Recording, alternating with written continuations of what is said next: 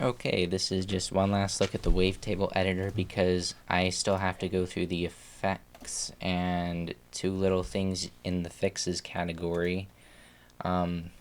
Starting with the automatic EQ. So I just got a basic saw into square wave type thing. It doesn't do much for really basic sounds like this, but if you have a really uneven sound, it's gonna try and balance it out for you. So you can see it takes a while. It makes for a kind of slow process, but you can adjust the tone or like the balance. So whether it's bottom heavy or top heavy, adjust the width of the balancing, I guess. And as always, there's a mix knob. Yay! So it's a pretty basic, make everything all nice and even. Don't use it that much, I guess. But if you find it helpful, that's fine.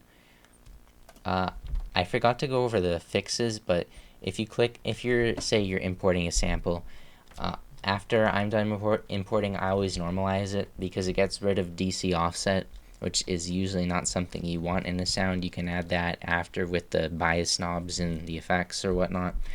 But if you click normalize, it also removes DC offset. So if you just click DC, remove DC, it won't normalize it. Normalize makes all the peaks normalize so they don't clip, but nothing's too quiet either. And it does get rid of DC offset as well. Anyway, comb filter. It's like the comb filter effect snap in. You can do a bit more with it though, such as adjusting the phase, and you can warp it in the spectrum. You can also do something that's called squarifying. So if I bring the cutoff to 2 and the phase to 180, see, this was a saw, but now it's a square. That's kind of interesting. You can also disperse things. If you remember the disperser snap in, this just changes the phases to make the whole waveform really wacky. Phase offset will change the phase, and you can do some kind of weird shit with that. The phase knob is pretty self-explanatory. Linear is a bit different though. You can experiment with that and see what it does, but you can just see from looking at what it's doing to the wave right now, it can do some pretty interesting things to the waveform. Power sync is kind of like sync. It's not quite the same thing though. See, if you look at the waveform, it's not quite doing an oscillator sync, because the synced waveforms get smaller in amplitude as you move to the right. And the amount, however, is pretty much your standard amount of duplications of the waveform you would expect from sync. Overlap will kind of do what it says it will. It'll overlap things. So if I say, let's bring it all the way up to 100. Overlap brings more tiny versions of the waveform into the equation.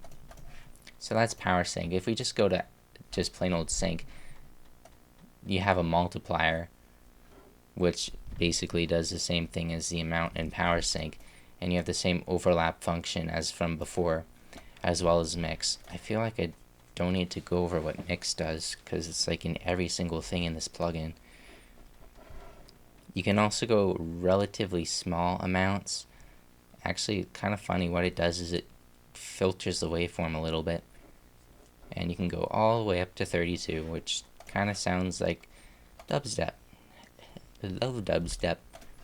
Rectify is pretty simple. It makes everything either positive or negative. So if you go into the positive, the entire waveform will become positive in amplitude, and in this mix knob it goes negative as well. So if you go into the negatives, the entire waveform will become negative in amplitude. Pretty simple. Reset phases will bring it does reset the phases, but it kind of makes the waveform kind of weird, and when you normalize it, it won't really be as loud because the peaks at the end are so big. Kind of weird. But it does reset the phases. It does what it says it does. Self FM is also known as feedback FM, and if you've ever experimented around with FM in a synth and you try and emming something by itself, it tends to end up sounding like shit. So be careful with the amount here. You can go negative as well. And as always, there's a mix knob. Yay, I love mixing.